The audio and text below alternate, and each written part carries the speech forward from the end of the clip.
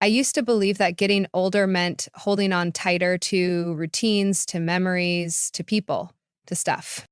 But then one quiet morning, just after my 65th birthday, I sat in my kitchen with a warm cup of tea and realized I wasn't lighter with age. I was heavier. Not heavier in my body, but in my spirit. I was carrying decades of stories, emotions, fears, and patterns, many of which no longer served me. I had grown wiser, yes, but also weary. And I started wondering, what if aging wasn't about gathering more? What if it was about letting go?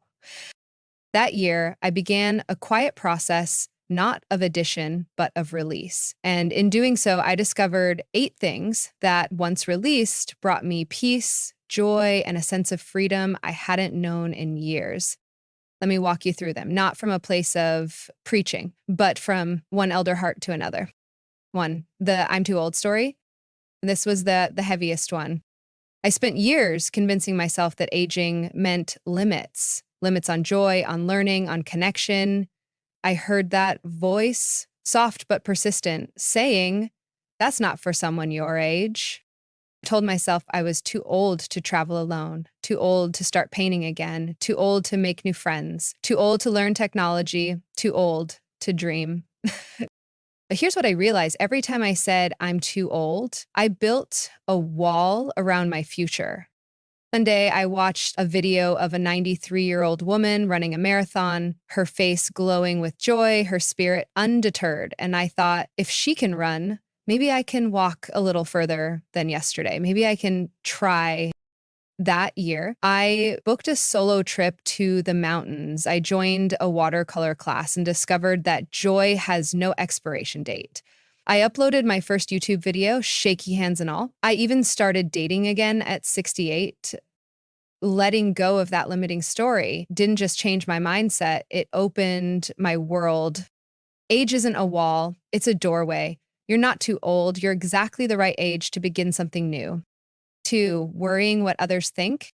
This one clings tight. I grew up in a generation where image mattered, where being nice often meant silencing your truth, where reputation was everything. So, like, the idea of, I remember once trying on a bright floral dress. I loved it. It made me feel alive, but I didn't wear it out because I thought, what will the neighbors think? The dress sat in my closet for 3 years. I also used to write poetry, scribbled lines on napkins, in journals, on the back of receipts, but I never shared them. What if people laughed? What if they didn't get it? But one day I looked in the mirror and asked, how many moments of joy have I traded just to be acceptable? When I stopped editing myself for others, I started truly living. I wore the floral dress to the farmer's market. I posted a poem online. I started speaking my truth in family dinners, not to argue, but to exist. And guess what? The world didn't end. The people who mattered leaned in closer, and those who didn't, they faded away. People's opinions, they're fleeting, but your truth, that's freedom. 3, clutter, inside and out. My home was full, yet somehow felt empty.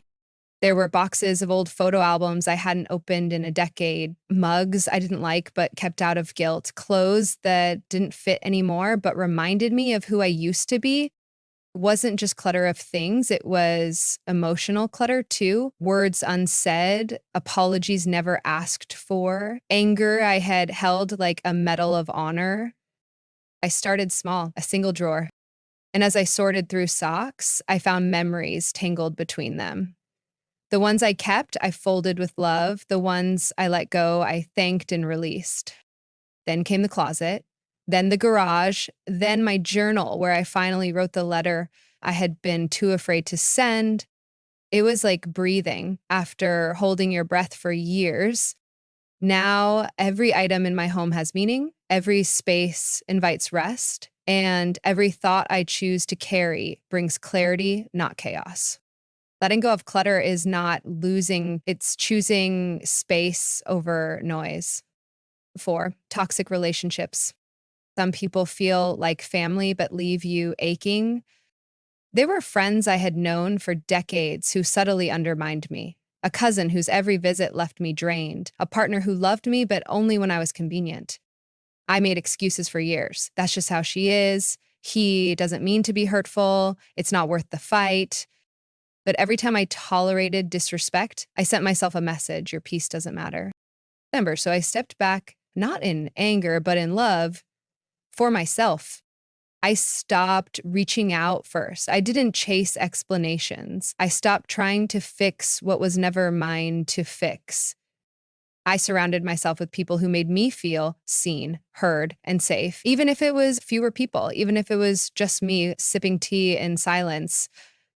Like, the loneliness I feared never came. What came was space for healing, for new friendships, for peace. Sometimes letting go of people is the kindest thing you can do for both of you. 5, the need to control. Control is such a quiet addiction. I wanted the towels folded a certain way. I wanted my kids to make smart decisions, which, let's be honest, meant my decisions. I even judged how others grieved, how they celebrated, how they lived. Control gave me the illusion of safety, of stability. But inside, I was anxious, always waiting for the next thing to fix.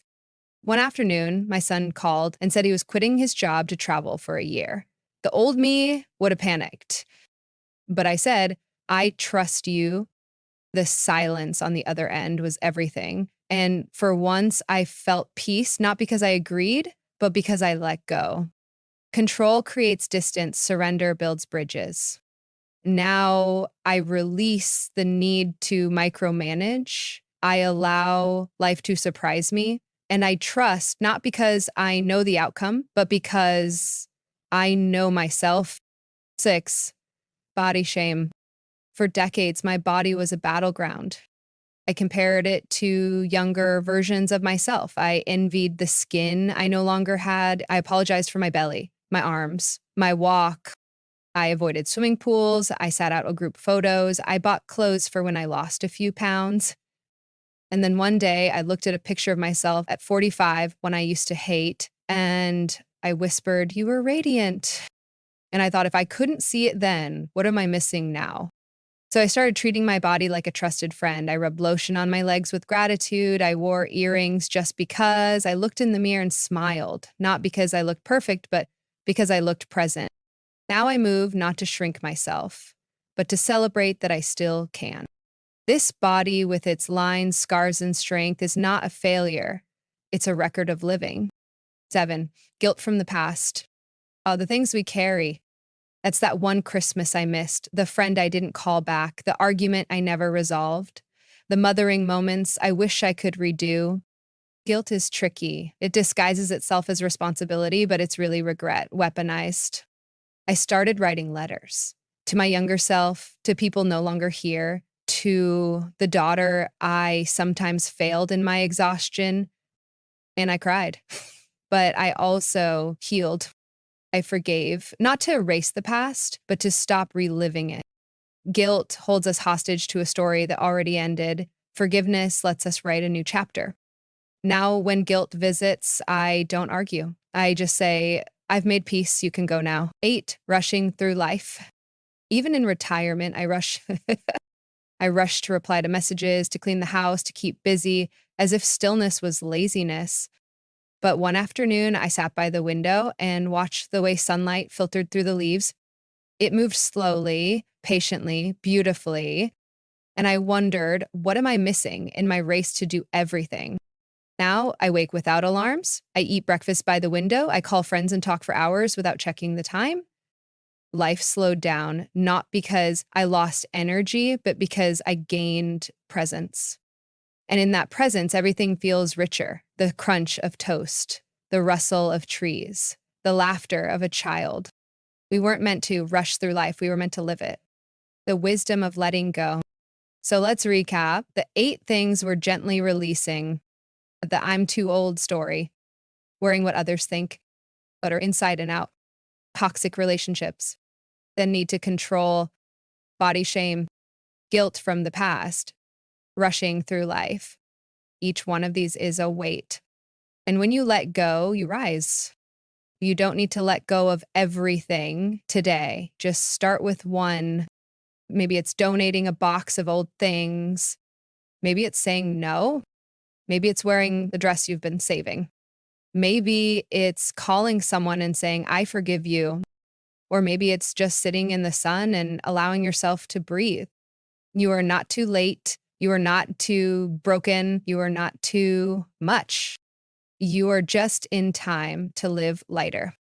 Closing message to the viewer. These years ahead, they're not an ending, they're a rediscovery. You are still growing, still becoming, still unfolding. So, dear friend, which one of these 8 things feels hardest for you to let go and why? Share it in the comments. Your story might be the light someone else needs today. And if this story gave you even a moment of peace, subscribe to The Mindful Elder. This is your space for late wisdom, healing, and joy. Thanks until next time. Stay light, stay free, stay you.